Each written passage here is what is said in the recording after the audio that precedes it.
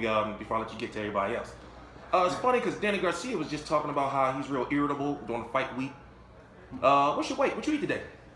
What I eat today? Yeah, what's going on? What's your weight? How's the weight?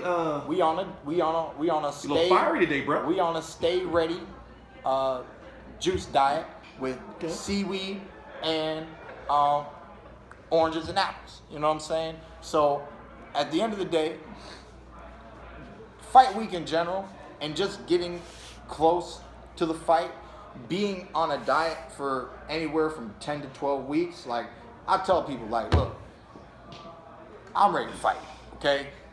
Y'all want to talk this and that, like I am irritable. You know what I mean? I am irritable. But what irritates me the most is that every single one of these fights, I gotta put cameras in my face and be asked a lot of questions like I'm not ready to fight. Like I did not choose boxing when I was 7 years old. Okay? I could have quit at any time if I didn't want to be a fighter.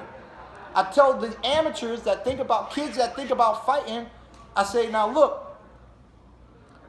you need to understand that if you want to be a boxer, you need to be prepared to be hit. You watch kids and the way that they box, and you can tell instantly that they're scared to be hit. Now, I'm not saying go out there and get hit, but I'm saying you need to be mentally, physically prepared to get hit. So that when you do get hit, you don't get into that little scare mode, okay? I'm a visualization type of fighter. I visualize many outcomes. I visualize myself being up on the ropes, being pounded on, having him up on the ropes, pounding on him. I visualize taking critical blows. I visualize myself having to take a knee if I need to. And there's fights that have happened where the fight could have been prolonged if the fighter was smart enough to take a knee.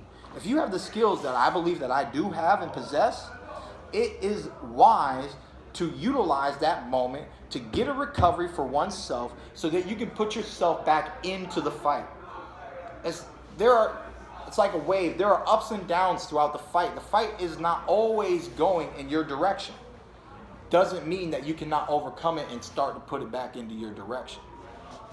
Tallying on with the confidence conversation, I asked Danny the same thing. He said he was so confident that if he lost, he'd be willing to grow a ponytail.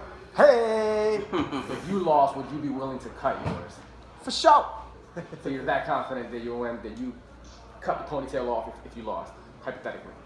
Well, outside of that, maybe one time Thurman might need something new in his life. Okay, you know what I'm saying? I feel I have mine long too. You know what I'm saying? It might need a change up. You know, it's been working for a long time. You know, and the amateurs, they used to call me Samson.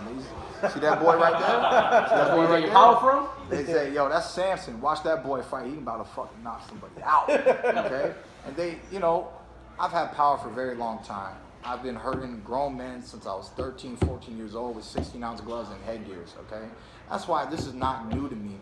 When you see Keith Thurman fight. You see Keith Thurman fight. You only get to see the outcome of certain outcomes, and you can multiply it by how many times you've actually seen me on television, okay?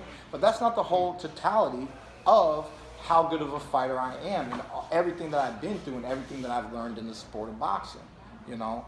I mean, like I said, man, I'm living my dream. This is my American dream. I feel truly blessed, and I humble myself with that a lot of people have dreams, and for whatever reason, you know, maybe something happens in the streets, maybe they picked went down a wrong path and they never got to recover. Maybe something happened and they started to do, you know, they just didn't believe in themselves enough to give themselves that opportunity to fully live out their dream path. I've always loved being an American, okay? So that's why I wear red, white, and blue. I'm an all-American fighter. I'm an all-American champion. And through boxing, I have accomplished my American dream. For anybody who wants to understand who Keith Thurman is, Keith Thurman's a dreamer.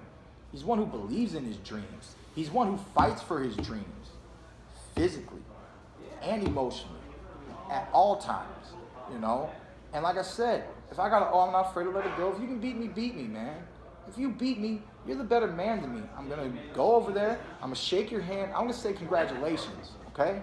Because Keith One-Time Thurman is not just an average fighter. I'm not just some overrated fighter. I've won 7 national titles in the amateurs. I was one step away from being the Olympian back in 2008. I know boxing. I'm like a pit bull. I was bred for the fight game, you know, and I'm here, man. I'm here to stay.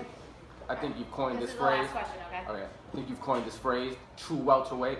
For sure. The whole thing being a true welterweight. Angel, just to paraphrase, has said, you know, you've been at welterweight for 8 years. You know, that Danny's actually the naturally bigger man because he's growing out of the weight class and getting bigger and bigger. Eyeball test, you guys, it's fight week, you're close to the actual weight. What do you think, seeing Danny physically up close? You know, Who's the bigger man? he has put on weight. They've done some, you know, once when you move up a weight class, you know, every fighter doesn't walk around at their fight weight. So they're always naturally bigger than the class that they compete in, you know, and that's why they're trying to act like, oh, Danny's a welterweight. He's always been a welterweight, you know. We just used to cut weight. Well, look, I cut weight to be welterweight, okay? Like, that's what a true welterweight is. Somebody who, after they have cut weight, they sit at welterweight, okay? So, you know, I see myself as the bigger guy, you know. Looking at my record, I see myself as the stronger guy, you know. But he's probably had enough time now competing in the welterweight division, adding those pounds, cutting back less, probably lifting weights, doing some core work, drinking more protein shakes, whatever that they do, you know what I'm saying? But I coined the phrase true welterweight. I'm going to take a Mayweather money team phrase, which is skills pays the bills. That's what's going to happen Saturday night. Apparently, because he all about the money. Hey Fight fans, it's Michelle Joy Phelps, and if you haven't already subscribed to my YouTube channel, make sure you go ahead and do so by clicking right here.